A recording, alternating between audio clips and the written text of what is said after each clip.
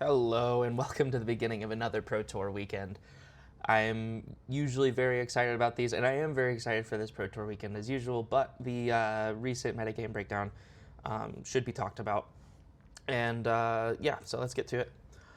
So this is going to be Pro Tour Secrets of Strixhaven, so obviously it'll be 2 days of 3 rounds of draft and then 5 rounds of standard as usual, and then a cut to top 8 for Sunday. So that'll be the stream schedule for that.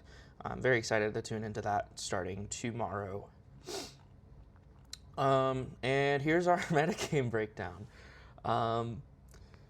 Izzet is about 50% of the field this weekend, and that's not including just like Izzet variants, like Jeskai control basically being an Izzet control deck with white. The top of the leaderboard, of course, being Izzet prowess, might give you a little bit of a flashback to a previous Pro Tour. I'll pop it up on the screen for a second, but we did have a Pro Tour not too long ago. Pro Tour Final Fantasy had Izzet prowess as its #1 deck in the field. However, that was mostly because it definitely had one of the most broken cards that Standard's ever seen, which was Corey Steelcutter. And of course, we didn't even fully begin to understand the powerhouse that VV Orniteer would be. But yeah, let's just take an analysis of where the metagame's at right now. So obviously, this huge pocket of Izzet prowess is here. I do believe the influx is just due to the fact that prowess has been a well-defined staple for a while, at least on MTGO. We haven't had much of a paper competitive showing of the deck, but it's been making its rounds and iterating and reiterating as MTGO decks tend to do, and they've been enjoying this deck quite a bit. Not to mention the additions of certain cards like Flow State, Prismari Charm, just a bunch of key cards that seem to upgrade the deck in a way that no other existing standard deck was upgraded, and that's just a consequence of how many sets standard we're at. I think it's 14 after this one. Yep, the most sets that we've ever seen in standard before. And it's just a matter of we already have these other powerful cards that haven't been gotten rid of, and you might as well use them. And just adding on to it is going to be, yeah. I will talk a bit more about the nuances that can happen with Izzet prowess, because there is a portion of the article that talks about which percentage of what decks registered what cards. And I do think that can matter. But we'll move on to the other ones, because I know a lot of people don't like hearing about Izzet standard all that much. A much more exciting deck, in my opinion, even though I'm not much of a green player, mono green landfall. Taking up 19.1% of the field of the 325 competitors. This deck is basically no upgrades from the recent Secrets of Strixhaven set. You could potentially argue that planar engineering could be an addition to the deck, but I do think that card just gets beat out by a common sideboard called Disdainful Stroke, and also just gets beat out by most board-in Spell Pierces. You don't want to give your opponent another thing to target with that. Plus, that takes turn 4 off when you usually just want to be doing Ice Till Explorer things. So it's a pretty competitive deck, and likely has very few iterations. And those who are well practiced with the deck will likely see great success due to the fact that Earthbending is really hard to interact with if it's on a fetch land like Fabled Passage. Moving on to Spell Elementals. This is my choice deck from the last RCQ season. I liked it because it was a very good counter to the local meta, because there was a lot of Simic Cub. And it looks like this time around it doesn't seem to be countering much. I think the main thing the deck has going for it, which I'll talk again about with Izzet prowess, is the fact it has main board Eddie Merc Crab, which if you're able to get enough cards in the yard, gets you there fast. I did basically a full analysis on the deck myself, and if you high roll the deck, I do think it can be best deck in format. the biggest thing being with Prismari Charm. If you turn 1 play a spell, turn 2 play Prismari Charm, and bin away 2 spells off of that Surveil trigger, you can play a land on turn 3 and have access to Eddy Merc Crab as early as turn 3, which is the earliest that we've been able to have it in Standard so far.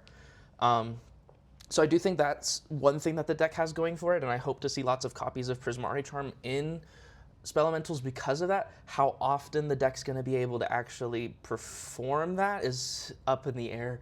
Your odds of hitting 2 spells, specifically instants and sorceries, off of the Surveil 2 is like less than 15%. So, like I said, it's a super high roll. We're going to move on to Izzet Lessons.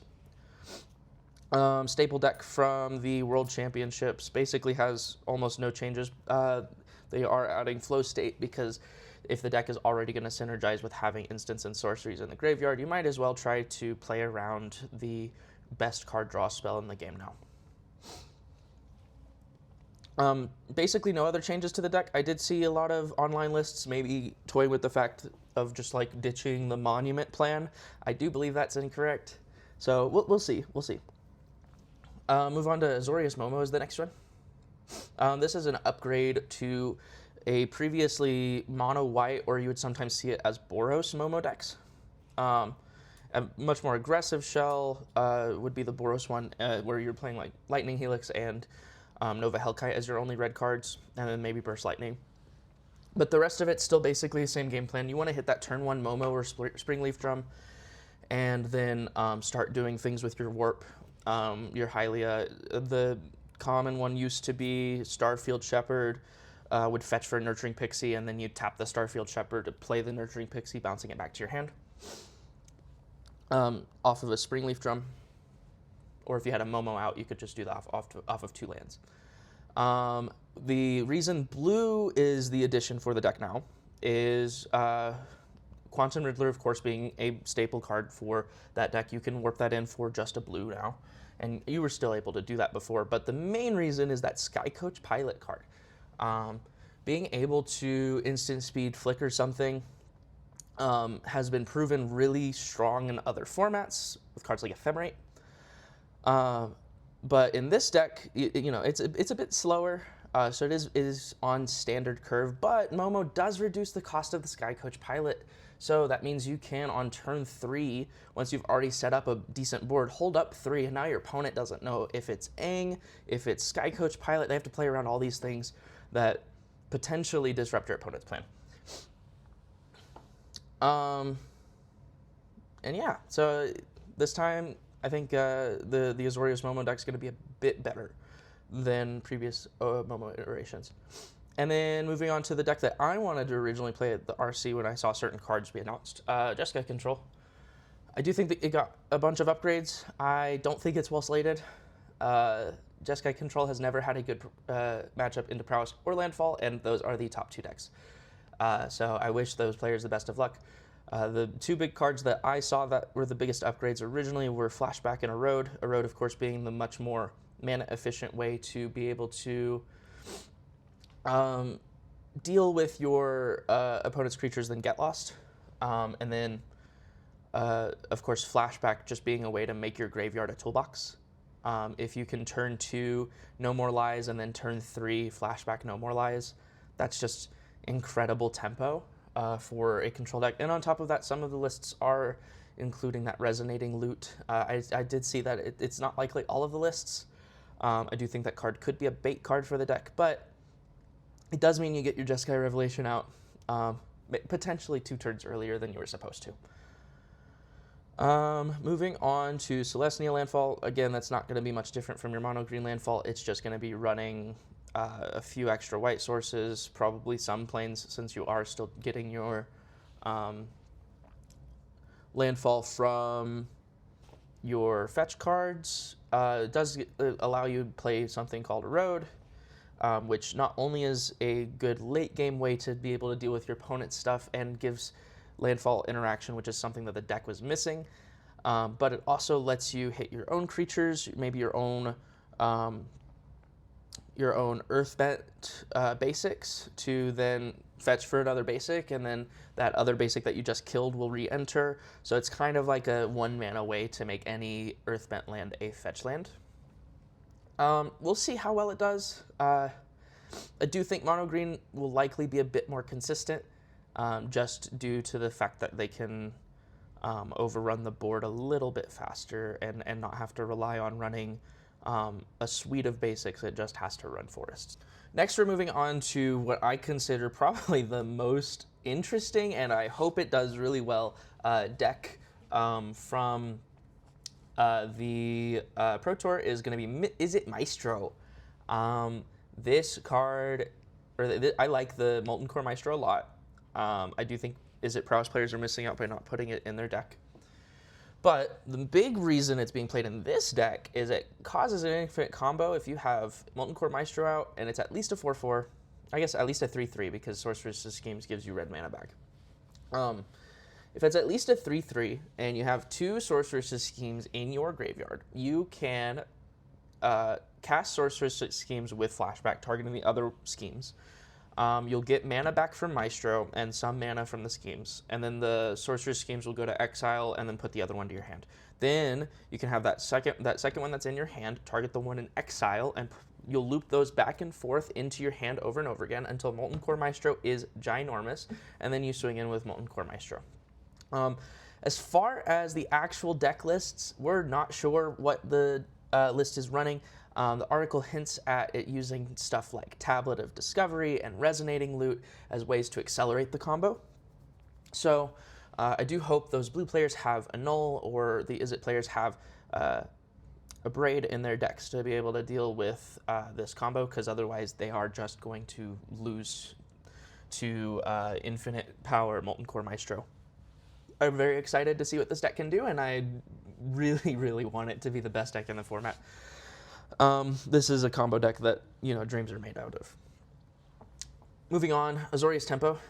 Likely no changes to the deck. Again, maybe I do believe it adds the Sky Coach pilot, but it's just different from Momo in very slight ways. In fact, it could also be some of the people registered Azorius Tempo as, or their Azorius Momo list as Azorius Tempo, and the main difference is they'll likely not be running Hylia, and it's far more focused on stuff like Aven Interrupter and Angswift Savior as a really good combo to lock your opponent out from being able to cast spells. Next up, we have Golgari midrange, including probably one of the most exciting cards and the best Planeswalker we likely have in Standard now, Professor Delian Fell. It's just everything on a stick. It has life gain as its plus. It has a 0 that draws a card, reminiscent of Kaido. It has a -3 that destroys target creature, and it has -6, which gives you an emblem that you would not mind having to drain out the late game in case it ever came to that. The deck is also finding ways to increase their card draw with cards like Unholy Annex, and mitigating the life loss from it with cards like Furdok Cord. However, notably you'll see missing, even though we're running the Unholy Annex, none of the Golgari midrange decks seem to be wanting to run that new demon from Secrets of Strixhaven. It seems like Ward discard a card is probably not as strong of a reason to run the card. 7/5 trample, you have to sack things if you didn't gain life. It combos really well with specifically Delian Fell, or if you have an Annex out, but outside of that, it is just a minus tempo card, so I could see why you would probably want to end up cutting that, especially in a world of boomerang basics. Next up, we have a really, really good deck that we saw perform well at the last Pro Tour, Dimir Excruciator. We saw 2 in top 8, and one ended up finishing first place. At Pro Tour Lauren Eclipsed, this deck does everything. It makes really good use of cards like Deceit and Superior Spider-Man to grind out the mid game, and then use a finisher with Doomsday Excruciator and some way to break the parity of you drawing more cards by milling your opponent, or having them draw more cards with cards like Insatiable Avarice, or the mill effect being from the Restless Reef. And then of course we have the rest of the meta being 46 players running various decks. Notably, you'll see missing from here that wasn't missing in some of the previous metagames, rhythm decks. There have been 7 total registered rhythm decks, so it does seem like that deck has lost its favor just a little bit. So I did say I would talk about the Izzet prowess deck a little bit. It does look like there is slight variation on archetypes. Obviously, every single deck is going to be running 4 copies of Opt, Sleight of Hand, Boomerang Basics, Flow State, and Storm Chaser's Talent. But what we did see is some lists out of the 99 are running cards that vary from existing lists or even like from the lists from their competitors. So as we can see, only 87 lists include Eddie Merc Crab. I think this is a must-of if we're going to have such a high percentage of players being Izzet prowess. You would want some main board Eddie Merc Crabs. That is just the best card to be able to stop your opponent from doing their game plan. On top of what I think is likely the best sideboard card to board in versus Izzet prowess is Vibrant Outburst. If you do not have those cards in your list, you will likely lose in the mirror, and it just comes down to that, in my opinion. 72 of the decks are still running Slickshot Show Off. I believe some have been cutting it as a way to make use of the Eddie Merc Crab in the main while still running this new card that we'll talk about in a second. But the biggest reason is in the mirror match, Slickshot Show Off does just die to Burst Lightning, but it is a card check. If your opponent has the card, they play the card. If they don't have the card, you kill them. So it is what it is. Slickshot Show Off is not only a very strong standard card, but also seen in modern in its version of Izzet prowess. But that deck has cards like Mishra's Bauble and Lava Dart for free magic to make Slickshot Show Off go harder, even harder. So we'll see how good it is in the current iterations of Izzet prowess. I do believe if you're running Slickshot Show Off, you are required to run some kind of way to save your creature, like with Octopus Form or Secret Identity. Both of those having ways to give hexproof, or if it's just a Burst Lightning that you're just trying to save it from, you can get a little bit of extra pump damage in by making it a 3/4 with Secret Identity. So we'll see about that. 60 of the decks are running Colorstorm Stallion either in the main deck or the sideboard. I do believe the card is pretty good in the mirror because of that word 1. So again, I do think the more decks running this card are going to, likely flourish. I don't think it's a main board card because I think most other decks have a very mana efficient way to deal with Colorstorm Stallion. Even Landfall, it doesn't mind paying an extra mana to be able to Melt Strider's Resolve it, for instance. And then finally, only 18 of the decks are running Elusive Otter. This card has fallen out of favor just a little bit. Its main combo, of course, being with Wild Ride, since it doesn't have haste or anything. But the card does still perform well. It has evasion of sorts, and it does have that adventure if you do end up running a more aggressive mana base that wants to add that little splash of green for it. So I wouldn't knock any players running it, but I do believe it's lost favor in this current meta. So yeah, that's my main thoughts on the Izzet prowess so far. Is if you aren't running Eddie Merc Crab in the main board, you're likely going to lose some early matches to a mirror match, and maybe even against Landfall or random rhythm decks or Spelementals, because those are also decks that people have decided to take to this event. I did talk about each of the other decks already a decent bit. The cards don't super change from their previous iterations, and that is a little bit what I wanted to talk about with Secrets of Strixhaven coming out and what the state of Standard is in right now. If we scroll down, we can see all of the copies of cards being run from the new set. And having drafted the set a lot and just looked at the cards and played with them, there are quite a few very strong cards. This set is hard packed with just incredible synergies and stuff that should have made their own decks in other formats, but just didn't in current Standard, and that's because of just the sheer number of sets we have. It's kind of sad, actually. We have so many sets in Standard that are filled with such high-powered cards like Bloomburrow and Duskmourn and, you know, so on and so forth. These sets have been out longer than they're supposed to be in Standard, on top of the fact that we had 6 sets of Standard last year and we're getting 7 sets of Standard this year. It's not looking good for the format. Look, if we look at the cards, the most played card is a blue card draw spell, right? And this is just a sheer upgrade from stock up for something like Izzet prowess. You just pay 1 less mana for a stock up. That's all this says. Colorstorm Stallion, Izzet prowess. Prismari Charm, Izzet Dex. Traumatic Critique, Spelementals. Impractical Joke, Spelementals. Emeritus of Ideation, a really good sideboard card for, you guessed it, prowess and Spelementals. The list goes on, and we basically have no, it's added just the strongest cards from the set into people's decks, but not a lot of cards that are like still pretty good.